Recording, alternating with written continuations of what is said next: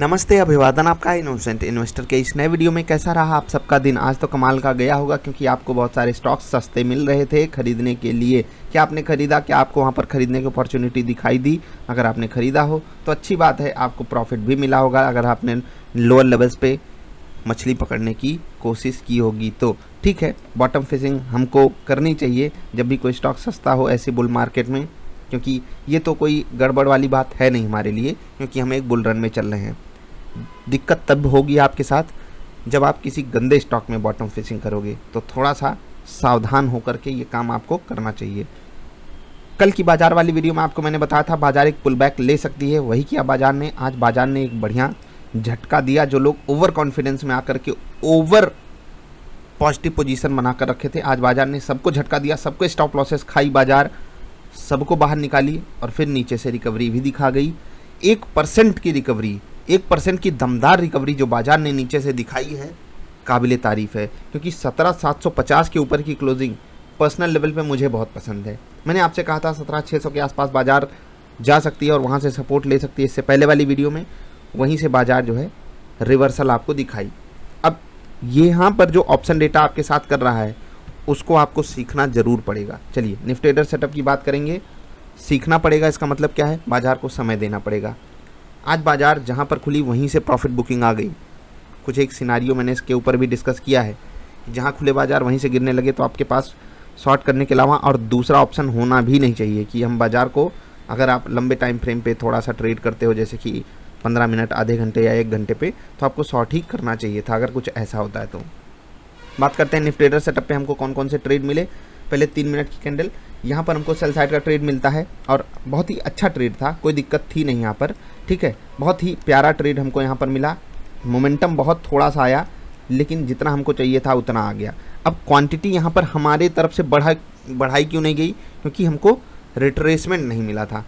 Quantity कम थी, इसीलिए target भी बड़ा प्यारा आ गया। अगर हमको ये वाला रिट्रेसमेंट मिल गया होता तो हो सकता है हम इसमें पार्टिसिपेट कर लेते, लेकिन पहले हमारा टारगेट आ गया, छोटा सा ही टारगेट आया, प्लस क्वांटिटी भी कम थी, तो इसलिए हम यहाँ पर एग्जिट कर गए। अब 3 मिनट की कैंडल पे हमको कौन सा ट्रेड लेना था? 17,800 की पुट खरीदनी थी। ठीक है, 17,800 की पुट हमको यहाँ पर 74 रुपये समथिंग पैसे पे मिला था। ठीक है, उसके बाद 74 पे मिला, तो यहाँ पर 84 हमारा टारगेट था, बड़े आराम से आ गया। 10 रुपये का हमको यहाँ पर मोमेंटम चाहिए था। यहाँ पर हाई जो लगा है वो 88 का लगाया था। ठीक है, 17,800 की पुट ने जो हाई लगाया 88-89 का लगाया है, और हमारा जो है यहाँ पर 10 ही रुपये का टारगेट था। 12% से ज़्यादा ही हमको यहाँ पर प्रॉफिट मिला है 17,800 की पुट में। उसके बाद जो 10 मिनट का ट्रेड था, यहाँ पर जो फ्यूचर्स वाला ट्रेड था, टारगेट तो हिट हुआ, लेकिन ऑप्शन वाले ट्रेड में यहाँ पर मुझे दिक्कत हुई। आपको भी हो सकता है यहाँ पर इशू आया हो, क्योंकि यहाँ पर हमको बाई साइड का ट्रेड मिला था। ठीक है, हमको 17,864 के आसपास बाई करना था। यहाँ पर कुछ लोग जरूर आज फंसे होंगे, क्योंकि जस्ट इसने हमारा टारगेट हिट किया है 20 पॉइंट का। जो आप हाई देखिए फ्यूचर्स में जाकर देखोगे आपको ये बात पता चलेगी, एग्जैक्टली हाई लगाया है। यहाँ पर वर्स्ट की सिचुएशन आपके साथ क्या हो सकती थी कि आप कॉस्ट पर एग्जिट करो। निफ्टी ट्रेडर सेटअप पे वर्स्ट की सिचुएशन आपके पास यहाँ पर वही हो सकती थी कि आप यहाँ पर कॉस्ट पर एग्जिट करते। अगर आपने यहाँ पर स्टॉप लॉस दिया है तो कुछ गड़बड़ अभी भी आप कर रहे हो। क्यों? क्योंकि आप अपने ट्रेड को एक्टिवली मैनेज नहीं कर रहे हो। मैंने आपको बताया है आपके पक्ष में 15 पॉइंट अगर मोमेंटम आ गया तो किसी भी कीमत पे वो ट्रेड लॉस में नहीं जाना चाहिए। अब मैं आपको दिखाता हूँ कि मेरा ट्रेड लॉस में कैसे चला गया। 17,900 की कॉल। ठीक है, 17,900 की कॉल हमको यहाँ पर खरीदनी थी। मैंने यहीं पर खरीदा, क्योंकि 75 रुपये के आसपास खरीदना था, 85 रुपये मेरा टारगेट था। मोमेंटम भी आया, हमारे पक्ष में 10% का मोमेंटम आया है।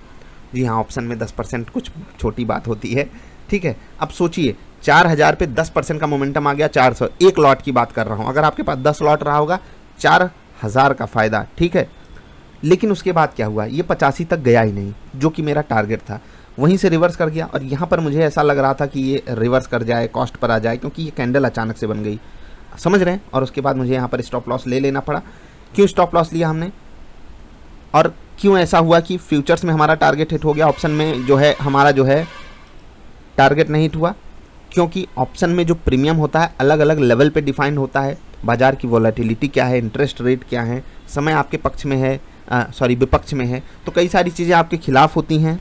इसी कारण आप यहाँ पर जो सोचते हो वो थोड़ा सा कभी कभी अजीब हो जाता है। तो जो लोग छोटे टारगेट पे एग्जिट किए होंगे 8 से 10% वाले, उनको तो यहाँ पर प्रॉफिट मिला होगा, लेकिन जो मेरी तरह इंतजार करते हैं 12, 13, 14, 15% वाले प्रॉफिट के लिए, या फिर कोई एक बढ़िया लेवल मिल जाए, उनको यहाँ पर नुकसान झेलना पड़ा होगा 17,900 की जो आपको कॉल खरीदनी थी। ठीक है, तो आज अगर हम ओवरऑल चारों ट्रेड्स को देखें तो लगभग ठीक ठाक मार्जिन के साथ ट्रेड मिले हमको। जो फ्यूचर्स के दोनों ट्रेड थे, लग रहा था हमारे लिए ही बाजार ने उनको सेटअप किया है। और हाँ, निफ्टी ट्रेडर सेटअप पे जितने भी लोग ट्रेड करते हो, ये महीना ख़त्म होने वाला है। अब क्या करना है आपको, जो भी आपको लेटेस्ट सेटअप पे सवाल है उनको भेजिए। पिछले 7 दिन के जो ट्रेड्स हैं, पिछले 7 दिन के आज से जोड़ करके पिछले 6 दिन और उनके ट्रेड्स आप शेयर कीजिए, चाहे पेपर में लिखकर शेयर कीजिए, चाहे आप अपनी ट्रेड बुक जो है वो शेयर कीजिए।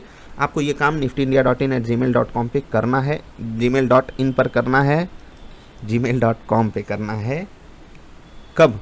30 तारीख से पहले, वरना अब आप लोगों को तकलीफ में दूंगा, क्योंकि मुझे काम चोरी नहीं पसंद, बिल्कुल काम चोरी नहीं पसंद। जितना बोल रहा हूँ उतना तो करना पड़ेगा भाई। अब साथ में अगर ट्रेड कर रहे हो, कुछ तो कहा मानो। और जो लोग नहीं करेंगे उनको भुगतान करना पड़ेगा, याद रखिएगा। अब बात कर लेते हैं निफ्टी IT इंडेक्स की। 35,000 पे बताया हमने कि अब यहाँ पर ये सपोर्ट के लेवल के आसपास है। यहाँ पर खरीदारी आपको सेलेक्टिव होकर के करनी है। अगर रिवर्सल आता है, अभी इंतजार कीजिएगा। हम स्टॉक्स की बात कर लेते हैं। ये गिरावट क्यों आई वो समझने की कोशिश करते हैं। क्या ग्लोबल मार्केट से कुछ गड़बड़ था? नहीं, हमारा पर्सनल कारण है। आज देखना है कि FIIs का डेटा कैसे आता है, क्योंकि हो सकता है उनकी तरफ से कुछ बाजार में टेस्टिंग की जा रही हो कि अभी देखते हैं बुल्स कितने ताकतवर हैं। तो थोड़ा सा वो नापते रहते हैं ना, कि समय समय पे देखते रहते हैं कि टेम्परेचर कितना है इस वक्त बाजार में, जो ट्रेडर्स हैं उनका, उसी हिसाब से अपनी पोजीशन एडजस्ट करते हैं। और जैसा कि मैंने कल आपको कहा था कि ऑप्शंस के हिसाब से FIIs और DIIs दोनों ने अपनी पोजीशन ऊपर के लेवल पे अगर हेज की है, इसका मतलब है या तो बाजार यहीं खड़ी रहेगी या तो बाजार एक पुल बैक लेगी। मैंने आपको कल कहा था ना, तो कल की बाजार वाली वीडियो क्यों नहीं देखते हो भाई, देखा करो। अभी बात कर लेते हैं टॉप मूवर्स की।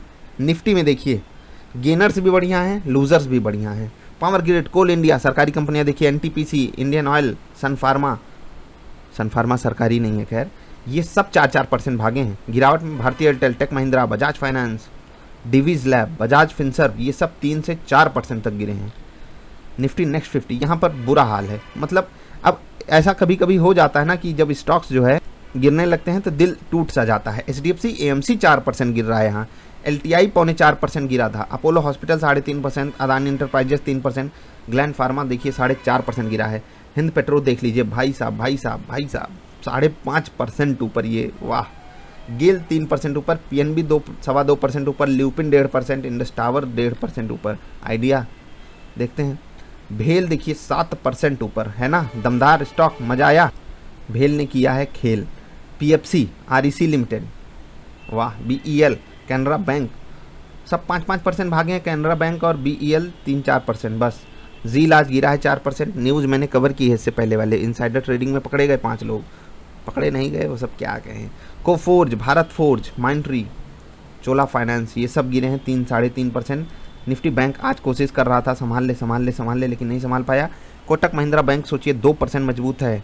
उसके बाद अगर ये इंडेक्स आधा पौन % नीचे है, इसका मतलब है कि कोई बड़ा बैंक है जो दिल तोड़ रहा है, जैसे कि HDFC बैंक, जैसे कि ICICI बैंक। ये सब 1-2% गिर रहा है, 1-1.25% गिर रहा है। तो जब ये लोग कमज़ोर रहेंगे, कोटक कहाँ तक बचाएगा। ठीक है, तो नहीं संभाल पाया। निफ्टी फाइनेंशियल सर्विसेज में तकलीफ कौन दिया? HDFC AMC ने दिल तोड़ा है इसने, चोला फाइनेंस ने दिल तोड़ा, बजाज फाइनेंस ने दिल तोड़ा, पिरामल इंटरप्राइजेस ने दिल तोड़ा, बजाज फिनसर्व ने भी आज दिल तोड़ा। HDFC AMC इसलिए तो नहीं गिर रहा है कि आदित्य बिरला कैपिटल का IPO आ रहा है। लगाएंगे आप लोग पैसा? ज़रा रिव्यू देना है, क्योंकि कंपनी मुझे बहुत पसंद है, बिजनेस मॉडल भी मुझे बहुत पसंद है। वैल्यूएशन पे थोड़ा सा इशू मुझे लग रहा है। चलिए कंपैरिजन करेंगे उस IPO का आपके साथ जल्दी। अभी आपसे अलविदा ले रहे हैं। वीडियो देखने के लिए आपका धन्यवाद। वीडियो पसंद आई तो लाइक कर दें। जो लोग कल की बाजार वाली वीडियो नहीं देखते उनके लिए मैं क्या कहूँ, और हाँ, ये उनके लिए है जो सीखने की कोशिश करते हैं, क्योंकि वहाँ पर तड़क भड़क मसाला कुछ नहीं होता। अभी इतना ही। अगर आपको निफ्टी ट्रेडर सेटअप ज्वाइन करना हो तो नीचे WhatsApp नंबर है, वहाँ पर कनेक्ट कर सकते हो, या फिर वेबसाइट के माध्यम से डायरेक्टली ज्वाइन भी कर सकते हो। नमस्कार।